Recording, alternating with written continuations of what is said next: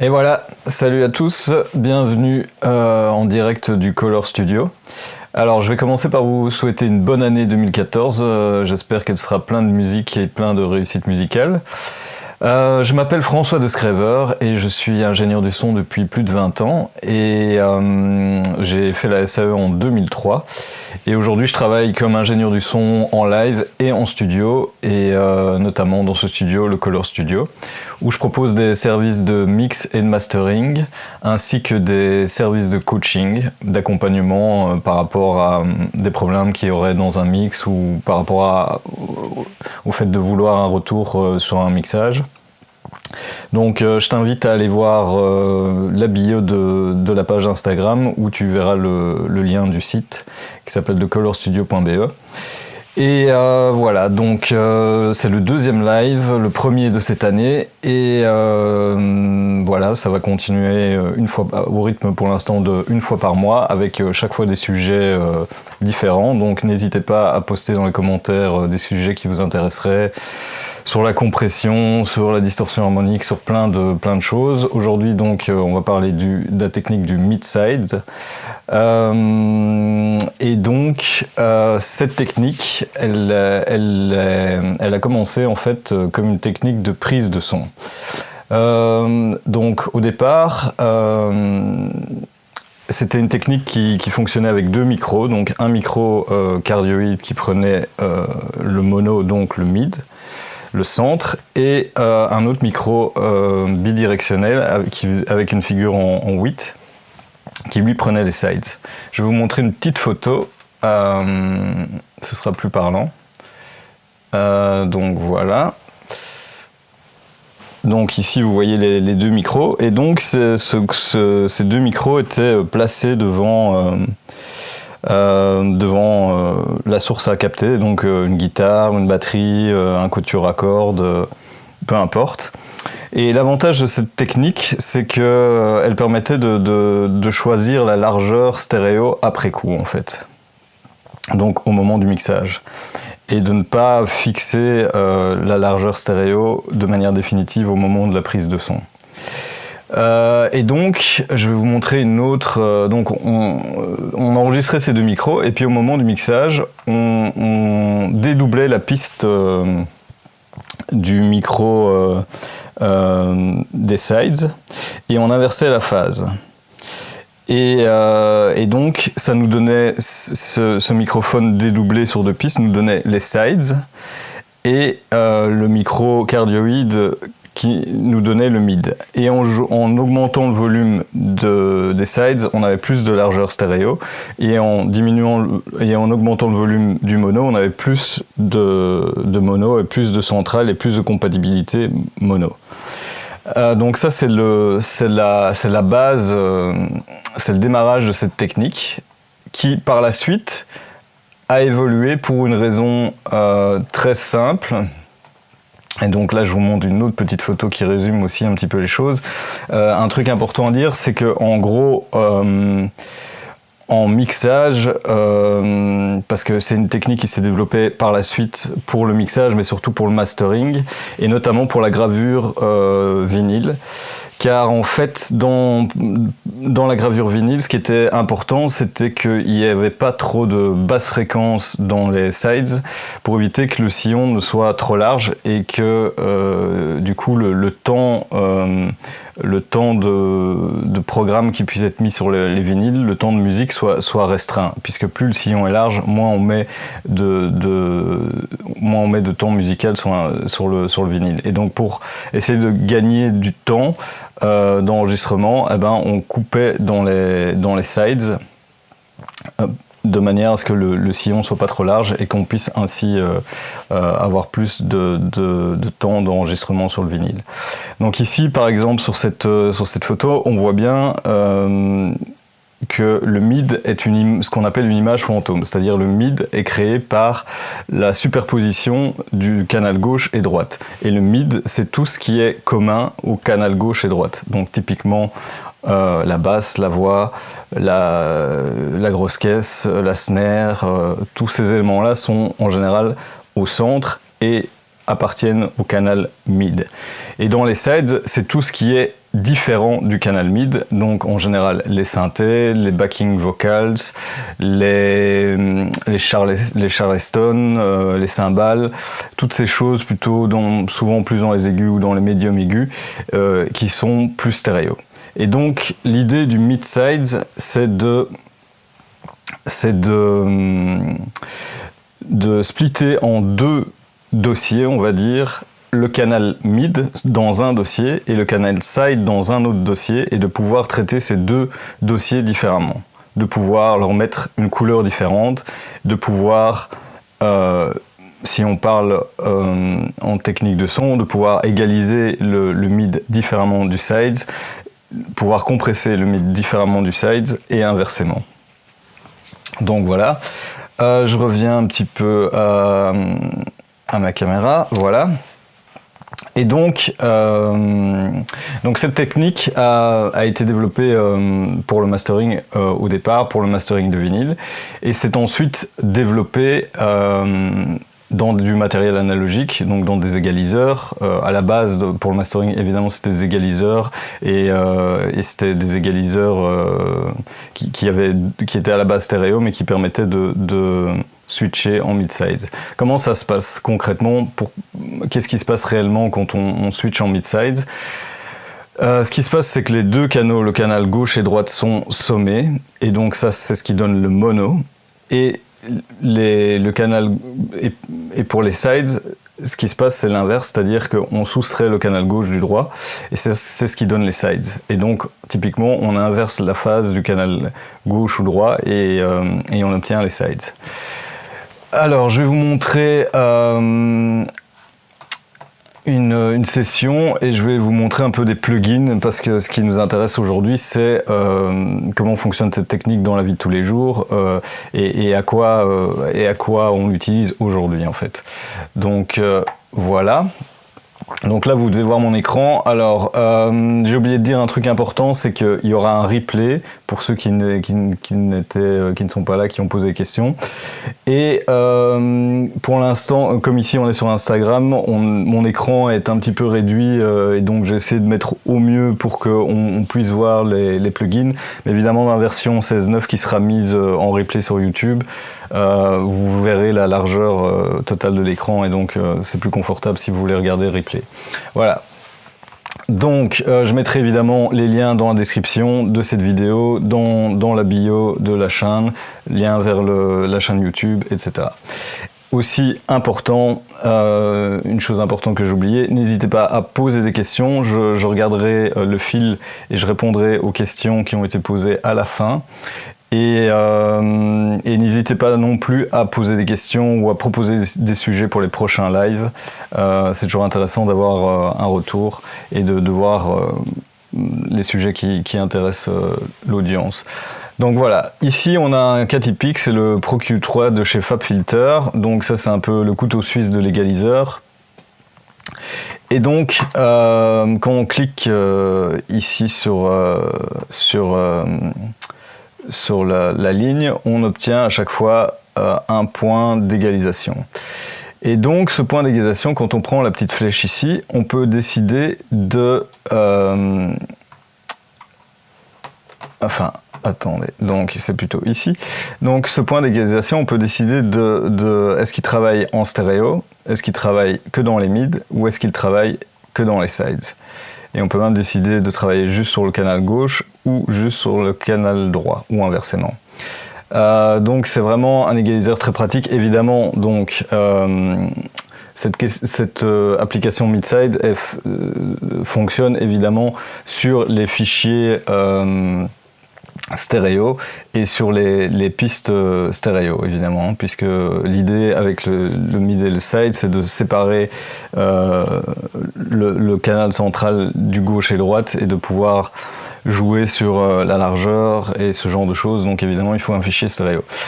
Donc ici, donc dans le Pro Q3, on a cette possibilité donc de travailler que sur le mid, et donc par exemple on peut dire ok, je trouve que mon mix manque de médium Quand je l'écoute en mono, je trouve que ça manque un peu de clarté ou de médium, et je peux venir dire ok, je vais corriger ça en rajoutant X dB à 2-3 kHz, là où on est dans la zone fréquentielle qui va éclaircir.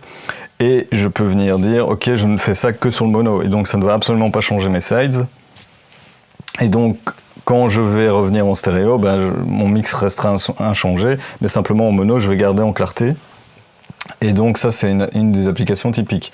Une autre application, c'est de venir dire, ok, on va essayer de rendre mono un maximum de choses en ce qui concerne les basses fréquences. Et donc on va venir, avec un coupe bas, filtrer dans les sides tout ce qui est en dessous de 120 Hz par exemple.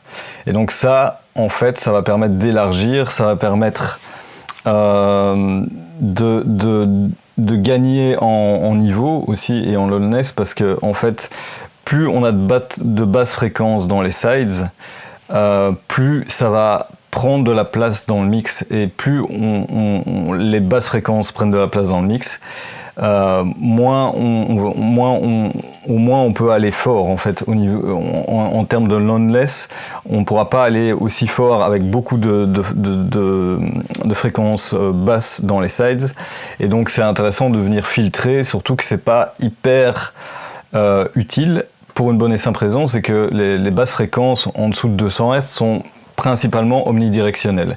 Ça veut dire que l'oreille humaine n'est pas vraiment capable de dire si le signal vient de la gauche ou de la droite ou du centre. Et donc, ça n'a aucun intérêt d'avoir trop d'énergie dans les sides et trop d'informations stéréo en dessous de 150 Hz ou de 200 Hz, puisque de toute façon, on n'est pas capable de définir réellement la position de ces basses fréquences. Et donc typiquement, si on a une basse très sourde et dont l'énergie principale se trouve entre 60 et 120 Hz,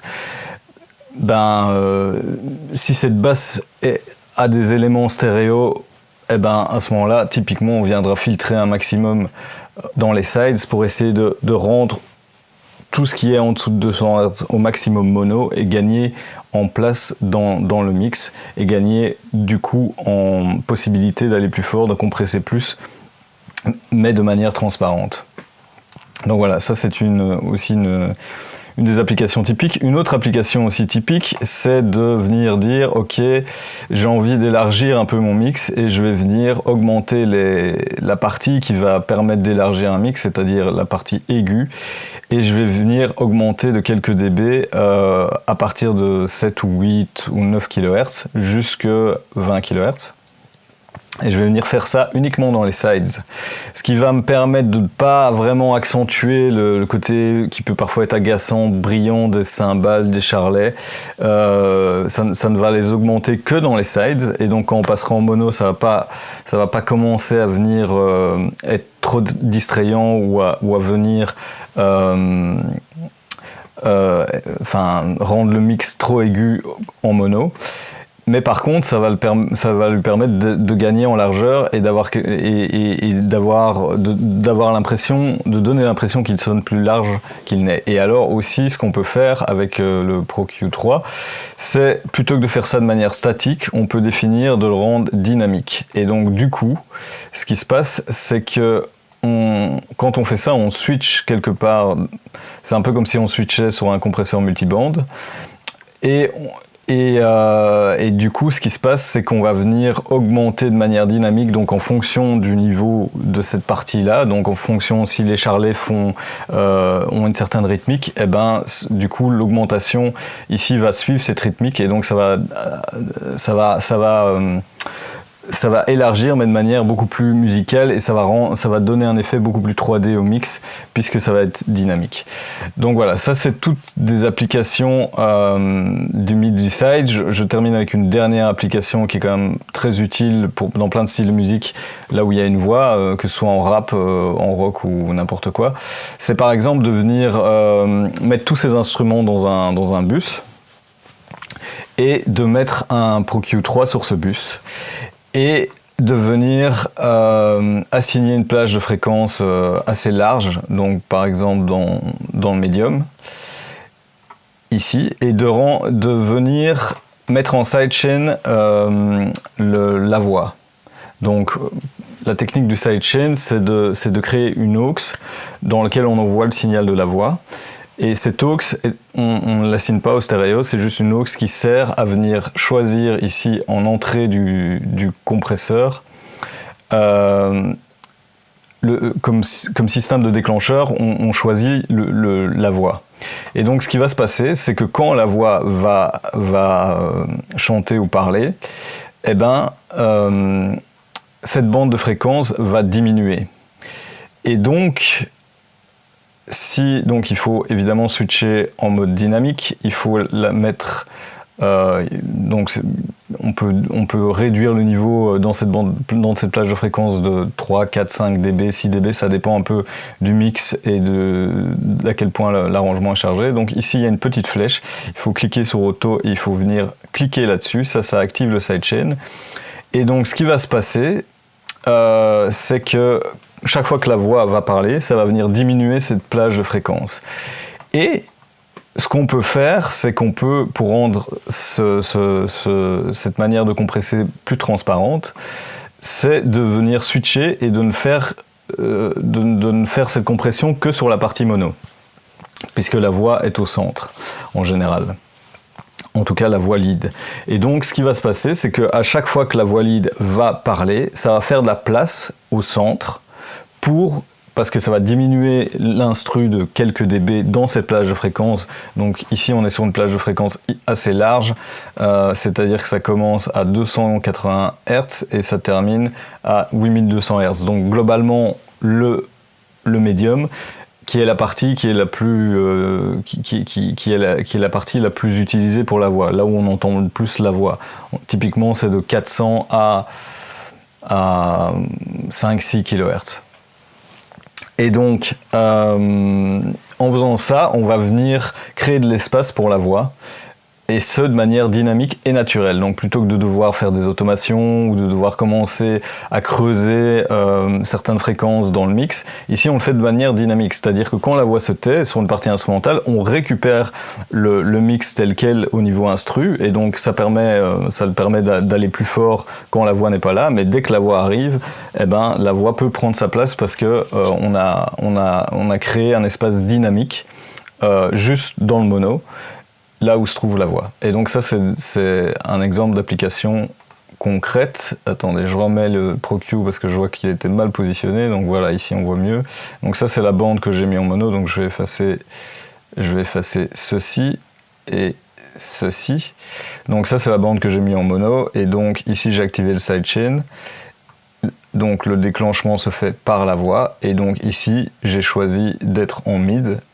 Et voilà, je peux choisir d'être en sides aussi ou en stéréo. À ce moment-là, c'est sur les deux canaux, évidemment. Donc, une autre application assez pratique, c'est de compresser, non pas en stéréo, mais en mid, compresser juste les mid ou juste les sides. Et donc, avec le compresseur Ozone, le vintage compresseur, on a la possibilité de switcher. Donc ici, on travaille en stéréo, donc un compresseur stéréo tout à fait classique et normal. Et quand on vient cliquer ici, ça sépare en deux parties le compresseur. Et donc, on a le mid ici. Et donc, on a la possibilité de l'écouter en solo et de l'activer ou désactiver la compression sur cette partie-là. Et ici, quand on switch ici, on a les sides. Et d'ailleurs, vous voyez qu'on peut avoir un réglage d'attaque différent pour les sides et pour le mid. Et ici, pareil, on a le on et off et on a le solo. Et donc, qu'est-ce que ça permet? Ben, ça permet un truc très pratique, ça permet de compresser son master, de compresser très fort le mono. Pourquoi compresser très fort le mono? Parce que, comme je vous ai dit, qu'est-ce qu'il y a dans le mono? Il y a la basse, le kick, la snare, la voix. Les éléments principaux du mix. Ces éléments-là qui, quand on va switcher en mono, vont rester. Et donc, pourquoi est-ce qu'on va switcher en mono? Donc là, je reviens sur ma caméra. Pour une bonne raison, c'est que en fait, la plupart des gens écoutent la musique sur ce genre de truc, et ce genre de truc, c'est mono. Et donc, quasiment exclusivement toutes les enceintes Bluetooth sont mono en fait. Et donc c'est pour ça que c'est hyper important d'avoir un mix qui fonctionne en mono, parce que ça veut dire qu'il y a 50% des gens qui vont écouter votre mix là-dessus, et donc en mono. Donc s'il ne fonctionne pas du tout en mono, c'est un gros problème. Et donc, je reviens à mon compresseur, c'est pour ça que c'est important d'avoir un mono, et donc la partie mid du mix hyper compressée. Mais c'est pas vraiment utile de compresser aussi fort les sides. Et donc l'avantage de faire ça, c'est que ça permet d'avoir donc un canal mono très très compact, très compressé, qui va peu changer de niveau. Ça permet aussi d'avoir tous les éléments qui sont plutôt dans les basses fréquences très compactés et avec peu de changement de niveau, parce que en gros, plus on a plus on a de changement de niveau dans les basses fréquences, plus on va avoir difficile à gagner la guerre du loudness et à être assez fort. Donc il faut essayer d'avoir un maximum les basses fréquences le plus compact possible avec peu de changement de niveau.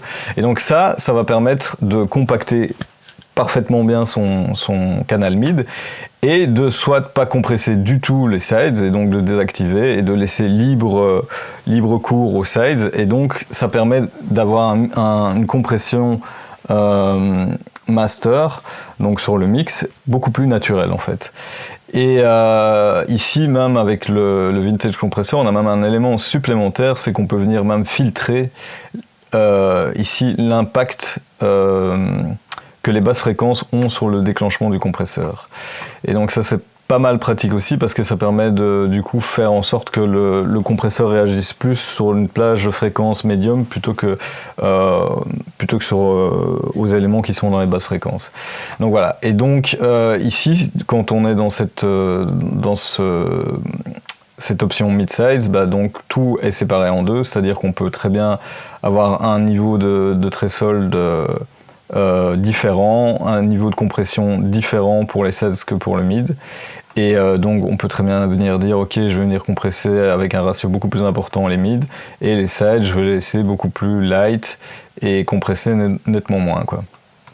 Donc voilà, ça c'est l'avantage. Et je pense même que ici on peut même avoir deux, donc ça c'est le mode de compression, c'est un peu la couleur du compresseur, et on peut décider même d'avoir deux couleurs différentes en fonction des mid et des sides. Donc voilà. Alors un autre, donc je vous montre ici une série de plugins qui utilisent cette technique. Évidemment Ozone 10, tous les plugins permettent de passer en mid-side pour une bonne raison, c'est que c'est des plugins orientés mastering, et donc évidemment en mastering et mais aussi quand on mixe, parce que sur la section master du mix, on peut venir régler des problèmes, et donc évidemment Ozone 10 tous ces plugins permettent de travailler en mid-size. Donc ici on est sur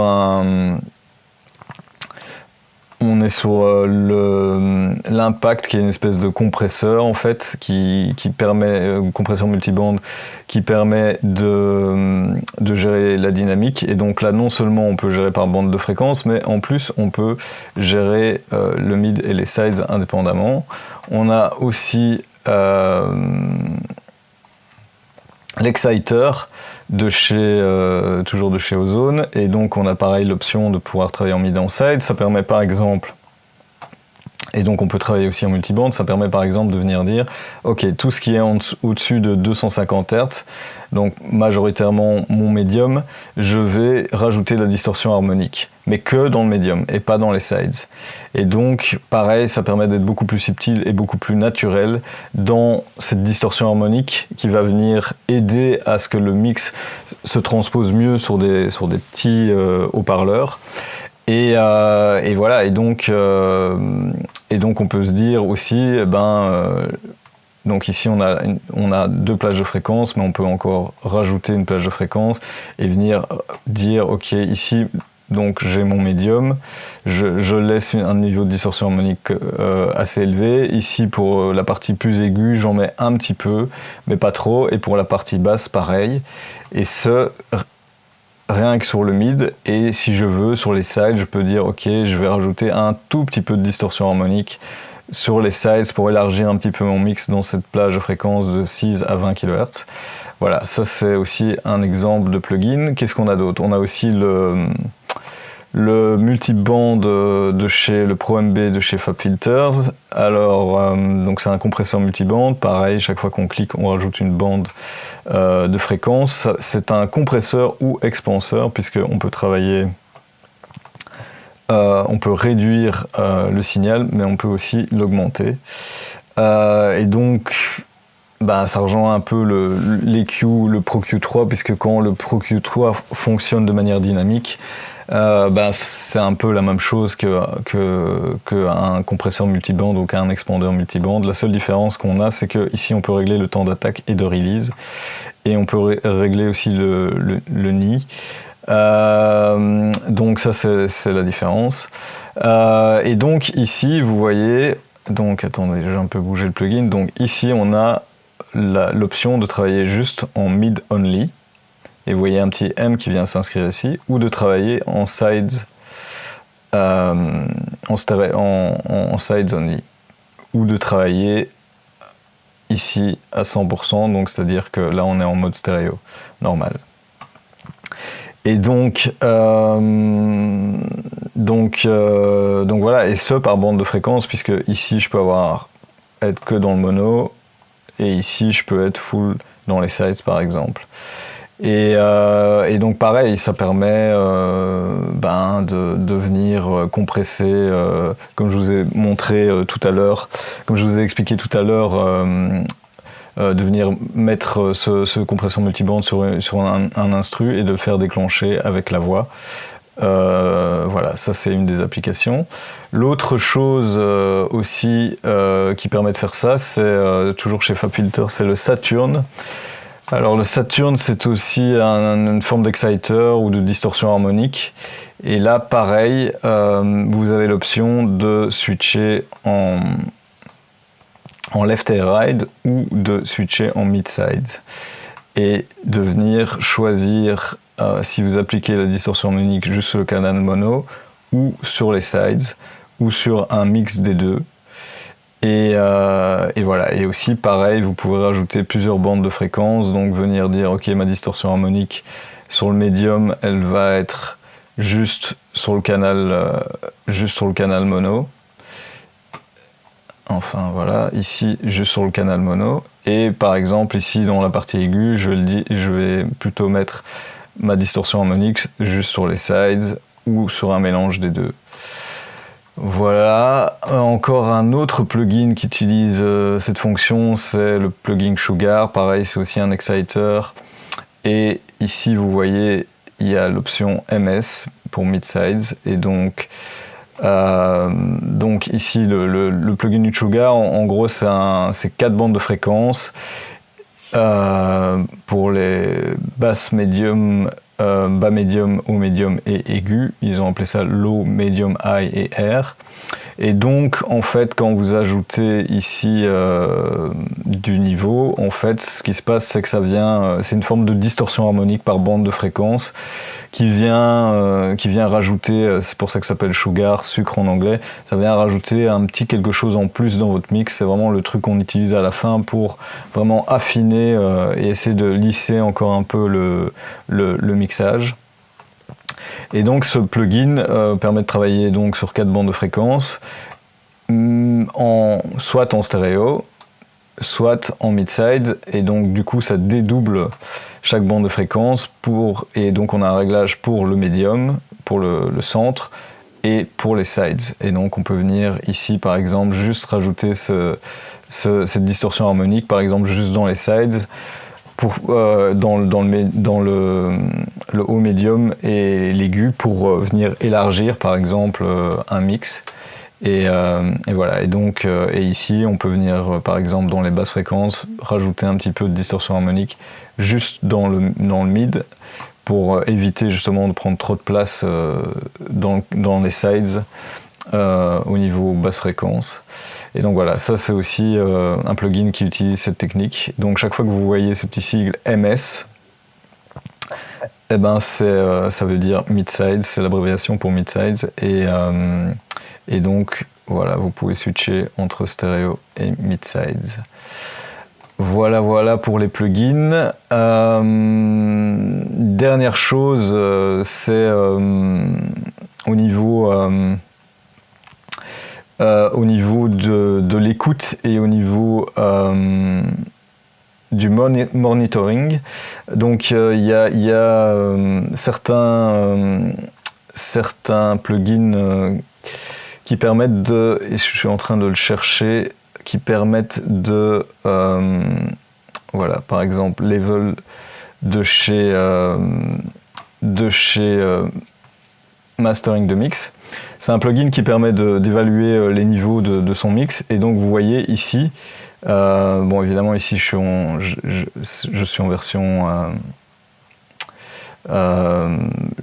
non payante, et donc j'ai des restrictions, mais donc vous voyez ici, vous avez la possibilité d'écouter juste le mono, juste les sides, et donc ça permet de checker justement l'égalisation ou la compression juste en mono ou juste les sides, de pouvoir les écouter séparément. Il y a aussi d'autres plugins qui permettent de faire ça, comme notamment le plugin de chez BX Brainworks. Je ne sais pas si je l'ai ici. Je ne le retrouve plus, mais bon, c'est pas grave. En tout cas, Brainworks propose aussi ce genre de choses, un plugin dans ce style-là. Donc voilà, je reviens à moi, je vais vous regarder un petit peu s'il y a des questions. Je vais déjà commencer par une question de Voldrick Off, qui me posait une question par rapport aux guitares, plutôt dans un contexte métal. Il me demandait si on pouvait utiliser un égaliseur juste dans les sides pour élargir des guitares qui seraient en stéréo. Typiquement, en général, dans ce genre d'arrangement, on est sur deux guitares qui ont été enregistrées, mais qui font plus ou moins la même chose, mais un petit peu différemment, épanées à gauche et à droite. Et donc oui, tout à fait, on peut utiliser cette technique-là pour élargir justement des guitares, soit, et donc là je reviens sur mon Pro Q3, donc ici on peut venir évidemment faire ceci sur, donc évidemment pour faire ça il faut prendre les deux tranches, les envoyer dans un bus commun, et sur le bus venir mettre le Pro Q3, et donc ici au lieu de travailler en stéréo on va switcher en sides, et donc soit on va venir augmenter les aigus. Après, pour des guitares très distordues, ça peut-être venir masquer trop de fréquences au niveau aigu. Donc moi, souvent, ce que je fais pour des guitares de ce style-là, je vais venir justement faire l'inverse, c'est-à-dire que je vais venir mettre un EQ juste dans le canal mono, et je vais venir atténuer toutes les fréquences ultra aiguës qui ne sont pas vraiment nécessaires dans le canal mono, et qui vont venir souvent masquer la voix. Et donc je vais plutôt venir atténuer ces fréquences-là, mais donc en faisant ça, ce qui se passe, c'est que comme je ne le fais que dans le canal mono, du coup, j'élargis en fait, puisque j'enlève uniquement dans le canal mono, donc je laisse les aigus dans les sides, et donc je laisse l'énergie dans les sides, et donc en fait ça revient à augmenter les aigus dans les sides, de retirer des aigus dans le mono en fait. C'est une logique un peu différente, mais concrètement, faire un EQ comme ceci, donc voilà, un EQ comme ceci, faire ceci ou faire cela, ça revient exactement la même chose en fait, sauf que en faisant ceci, on ne rajoute pas de niveau en fait, parce que plus on va venir faire ce genre de choses, plus on va rajouter du niveau, et donc plus on va venir enlever de ce qu'on appelle du headroom, donc de l'espace dans le mix. Donc parfois, c'est bien de travailler à l'envers, donc de retirer des choses qui ne sont pas utiles dans le mono. Ça a exactement le même effet, c'est-à-dire que ça va venir élargir, mais en même temps, on ne perd pas en headroom et on garde du niveau. Donc voilà. Donc, pour répondre à ta question, oui, totalement, on peut faire ce genre de choses. Et on peut très bien aussi venir dire que je vais... Parce que souvent, les guitares, c'est plus dans les bas médiums qu'on va venir, que ça va être intéressant d'élargir. Et donc, on peut très bien venir élargir les guitares en rajoutant du bas médium juste dans les sides. Donc, voilà, je rebouge ma fenêtre, comme ça on voit mieux. Et donc, je vais supprimer ceci. Et donc ici, on peut venir juste élargir la partie bas médium dans les sides, par exemple. Voilà, tout à fait le genre de choses qu'on peut faire et qui va permettre effectivement d'élargir sans commencer à...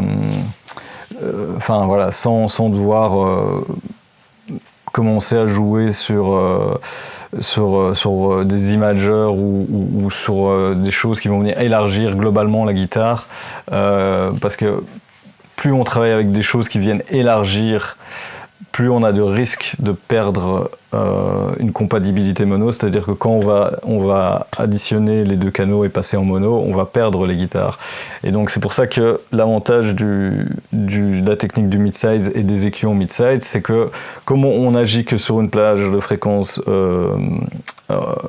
spécifique, du coup, les autres plages de fréquence ne sont pas affectées, et donc on vient élargir juste une plage de fréquence en fait, et pas la totalité des deux guitares. Et donc ça permet d'être beaucoup plus subtil et d'éviter ce genre de problème de compatibilité mono. Voilà, je vais regarder s'il y a d'autres questions. Voilà. Pour l'instant, j'ai pas l'impression qu'il y ait d'autres questions. Ah si, je vois qu'Anzu me pose une question.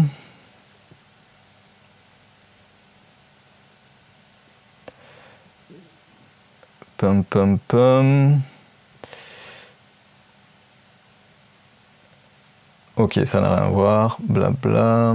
Je regarde s'il y a autre chose. Quelqu'un dit si on n'a pas Ozone 10. Comme je vous dis, il n'y a pas que Ozone 10 qui utilise ce genre de plugin. Tous les plugins FabFilters les utilisent. Je ne sais pas si dans les plugins Logic de base qui se trouvent dans Logic, bon, je peux vite regarder, je ne sais pas s'il y a ce genre d'option. Je pense bien en tout cas au niveau de l'EQ qu'il y a ce genre d'option. Ouais. Tout à fait. Donc vous voyez ici, même dans le plugin de base de chez Logic Audio, puisque moi je travaille avec Logic, vous avez la possibilité de travailler juste en mid-only et donc de venir processer uniquement le canal gauche ou le canal droit. La seule différence, c'est qu'ici on ne peut pas le faire par bande de fréquence. Donc c'est-à-dire que quand vous activez cette option, vous travaillez, toutes les bandes seront des bandes qui viendront fonctionner que sur le mid. Donc c'est moins flexible que le Pro Q3, mais ça permet quand même de venir. Donc ça veut dire qu'il faudra utiliser, deux channel EQ si on veut processer les sides indépendamment. Donc il faudra mettre un EQ juste dans les sides et ici un EQ qui travaille juste dans les mids. Mais donc voilà, même avec les plugins de base, on peut le faire. Et au niveau du compresseur, donc les compresseurs de Logic, je vais vite regarder.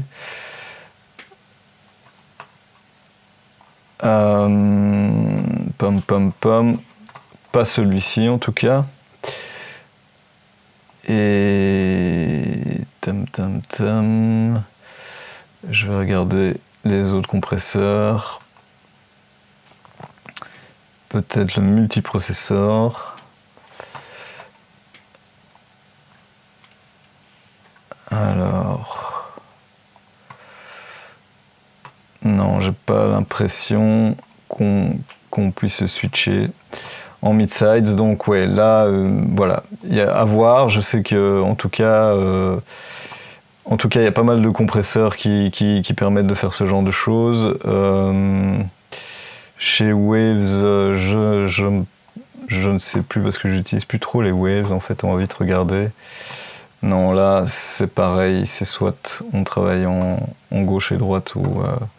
Voilà, mais ce sera peut-être l'objet d'un autre live. Il faudra que j'épluche, je regarde. Mais en tout cas, si vous devez investir dans des plugins...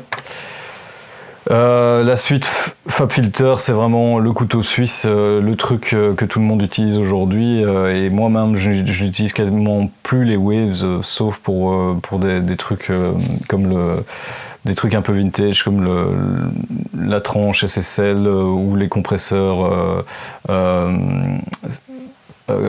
CLA 76, ce genre de trucs là, CLA 2, CLA 3. Pour ça j'utilise encore les Waves, mais sinon la plupart du temps l'égaliseur que j'utilise le plus c'est le Pro Q3. C'est tellement utile et versatile que il y a tellement c'est hyper complet en fait. Et donc si vous devez juste acheter deux plugins, le Pro Q3 et le multiband compresseur, franchement c'est les deux plugins à voir. Avec ça vous pouvez quasiment tout faire en fait. Et c'est hyper pratique, hyper versatile, quel que soit le style de musique, quel que soit le mix que vous faites, ce sera toujours utile en fait. Et que ce soit sur un mix master ou sur un sous-groupe, c'est utile dans plein d'applications. Le dernier truc dont je n'ai pas parlé mais qui est bien que j'explique, donc je re-switch ici, c'est que quand vous travaillez en mode quand vous mettez ce plugin sur le mix master ou que vous travaillez pour du mastering, c'est bien de le mettre en linéaire phase.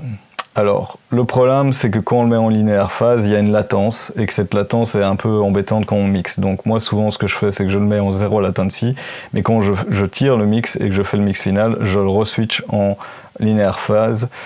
Ça permet d'avoir quelque chose de beaucoup plus naturel et qui respecte beaucoup plus la phase, d'éviter d'avoir des problèmes de déphasage qui, sur le master, peuvent être quand même problématiques. Donc quand on l'utilise sur des groupes, que ce soit groupe de batterie, groupe de voix ou sur le mix final, sur le master et dans des applications de mastering, c'est bien de switcher en linéaire phase, high.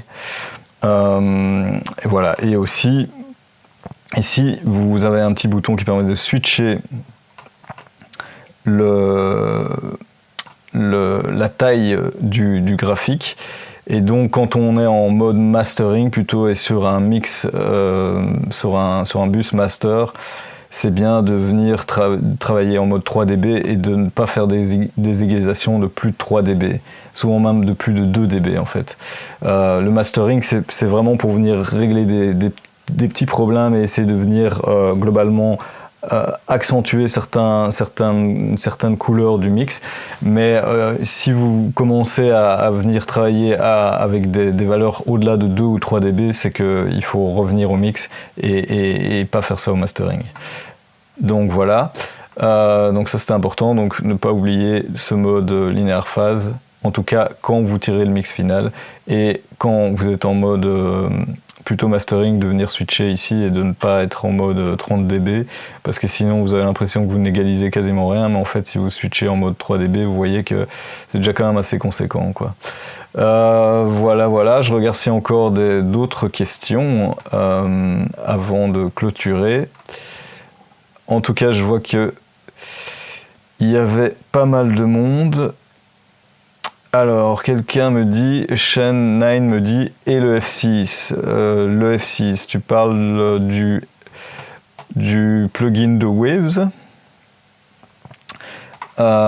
Si c'est le cas, je vais vite regarder parce que je pense que je l'ai.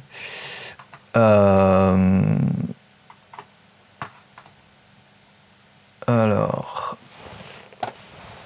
le F6 de Waves. Pam pam pam.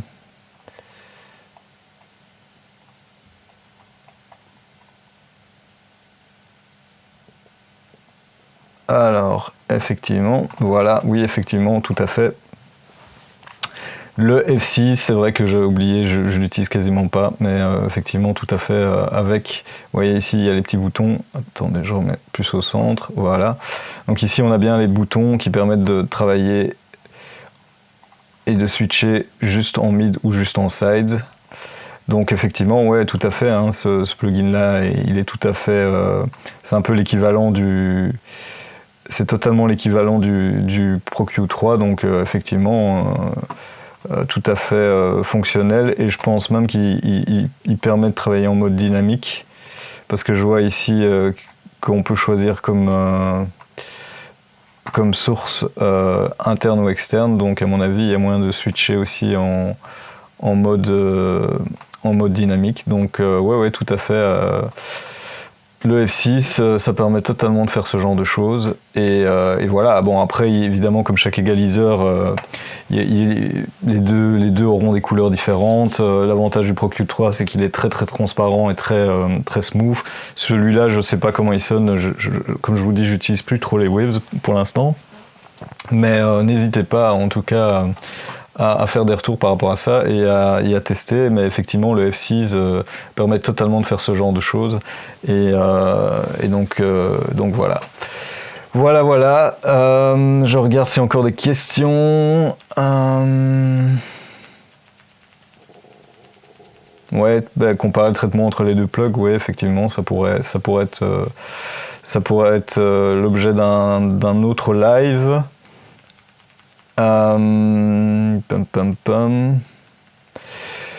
Mais je pense que c'est le genre de choses que je ferai plus dans des tutos. En fait, pour l'instant, pour les lives, j'aimerais plutôt essayer de faire à chaque fois des thématiques différentes, et j'aimerais aussi voir, donc par exemple faire un live sur la distorsion harmonique, faire un live sur les EQ aussi, et faire un live sur les compresseurs, les différents compresseurs qu'il y a. Donc j'aimerais bien essayer des thématiques différentes, parler aussi éventuellement des écoutes, parler des traitements acoustiques, ce genre de choses, et venir faire des choses plus spécifiques dans des tutos, parce que le problème du live, en fait, c'est qu'on peut difficilement commencer à faire passer de l'audio et comparer et venir comparer deux plugins en écoutant, en fait, parce que c'est compliqué de faire ça en live, et donc je pense que c'est plus dans un tuto, c'est beaucoup plus, ce sera beaucoup plus simple à mettre en œuvre, et ça permettra d'avoir que chaque spectateur puisse se faire lui-même son idée et entendre les différences avec des instruments, une batterie ou un mix, et de venir entendre les différences, qui pour moi a beaucoup plus de sens. Donc voilà. Donc ce sera de toute façon, je suis en train de développer la chaîne YouTube, j'ai envie de faire d'autres tutos, donc n'hésitez pas à envoyer des idées de tutos ou de comparaison entre deux plugins comme par exemple le F6 et le Pro Q3. Ce genre de choses là, mais je pense que ce sera plus dans des tutos. Et par contre, pour les lives, dites-moi si vous voulez avoir un live qui parle des EQ, qui parle des compresseurs, qui parle de l'acoustique d'une pièce, comment arranger l'acoustique de sa pièce, des haut-parleurs, ce genre de choses là. Voilà, en tout cas, merci à tous. Je suis content, que je vois que vous avez trouvé ça super intéressant, donc merci. Merci en tout cas, je vois qu'il y avait beaucoup de monde, et donc c'est très cool. N'hésitez pas à partager, donc je vais faire, comme je vous dis, je vais mettre la vidéo en replay sur Instagram en reel, mais je vais faire un petit edit parce que je vais couper le début et la fin. Voilà, et je la mettrai également sur la chaîne YouTube, et je mettrai le lien de la chaîne YouTube dans la bio. Et voilà, comme ça, si vous voulez regarder en mode 16:9, c'est plus confortable. Comme ça, vous voyez, vous n'avez pas ce côté vertical de l'écran, c'est toujours plus simple. Et voilà, et donc j'ai pas encore la date de la prochaine vidéo, mais ce sera en tout cas en février. Février étant un mois très chargé, je vais voir quand je vais la placer. Mais voilà. En tout cas, il y en aura une. Envoyez en tout cas un maximum de messages, de commentaires sur des sujets, comme ça je vais puiser là-dedans. Je dis une dernière chose, c'est que donc avec Anzu Makta, là, qui est pour l'instant sur le live, on a fait un remix, il a fait un remix de mon morceau The Blue Book, parce que j'ai également un projet électronique, de musique électronique qui s'appelle Vivianite, et donc je vous invite à aller checker sur @vivianitemusique sur Instagram, et donc on sort ce single le 23 février, donc restez au taquet et allez checker sur @vivianitemusique pour avoir plus d'infos. Et donc voilà, donc ce sera l'occasion d'écouter le style de musique qu'on fait, et voilà, peut-être même que je ferai un tuto sur ce mix qui a été assez compliqué à gérer, parce qu'il y avait deux batteries, une vraie batterie et une batterie type batterie électronique type 909, ce genre de truc là, et le mélange des deux batteries était assez coton à gérer. J'ai bien galéré sur ce mix, mais je suis content du résultat, et donc voilà, je vous invite à aller checker ça, écouter ça. Et merci en tout cas pour les super retours, merci à tous, et je vous dis à bientôt en février. Je ferai une story avec la date très prochainement. À plus.